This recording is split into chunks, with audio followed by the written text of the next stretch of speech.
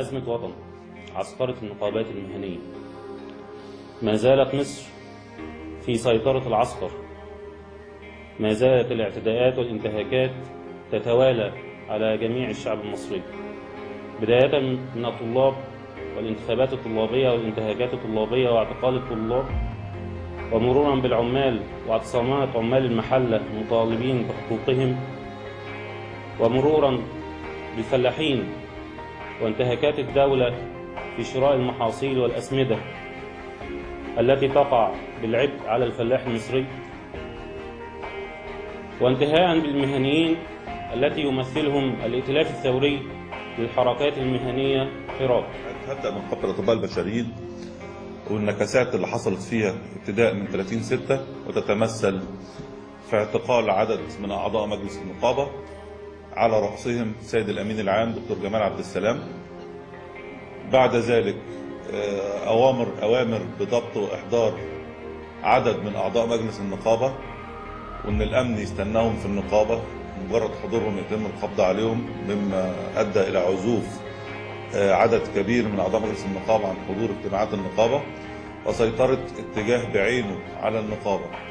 ننتقل إلى نقابة أخرى، نقابة أطباء الأسنان. نتكلم عن اعتقال السيد النقيب البارز دكتور حازم فاروق.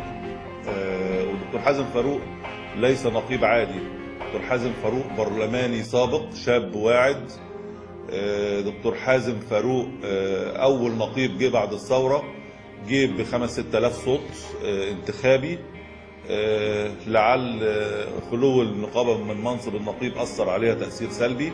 اعتقال 8 من مجلس النقابة، اعتقال مدير عام النقابة، يمكن أكثر من 7 دعاوى قضائية بفرض الحراسة على النقابة، مما أدى إلى تشتيت جهد النقابة في المحاكم وعدم تقديم ما هو جديد ابتداء من 30/6. احنا فقدنا أفضل نقابيين في مصر، وفقدنا أفضل شباب في مصر، وكان ليه عمل نقابي مميز. النقابات أصبحت جهات حكومية، بنمر بكثير من المحن، والقادم ربما يكون أسوأ. بعد الانقلاب العسكري حصل يعني اتقلب الوضع تماما.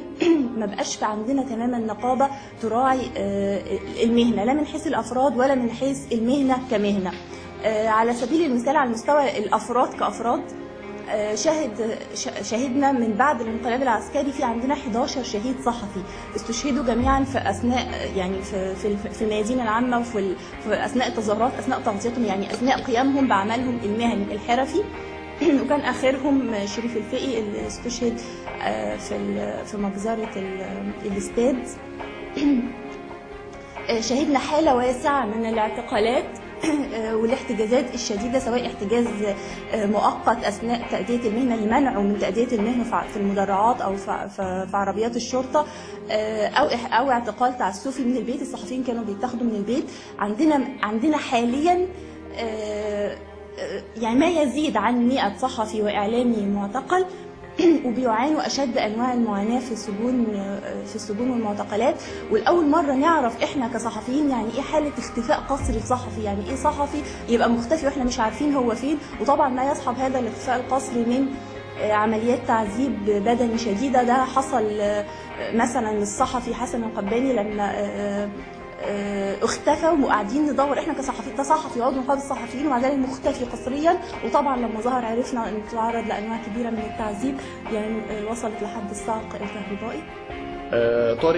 طارق النبراوي الذي ظل يصرخ بهذه الكلمات احنا مع الاغلبيه هو زعيم تيار الاستقلال وحركه تمرد مهندسون، وحركه تمرد مهندسين التي تواطأت مع قائمه المهندسين العسكريين ومع مؤسسات 30 يونيو لإقصاء تيار الأغلبية في نقابة المهندسين قبل انتهاء مدته القانونية. وليكون أول قراراته إلغاء لجنة الحريات رغم اعتقال أكثر من 3000 مهندس، بينهم أكثر من 20 قيادة نقابية من تجمع مهندسين مصر، وأكثر من 20 أستاذ جامعي بالإضافة إلى 4 مهندسات. طارق النبراوي، فقط نريد منك أن نذكرك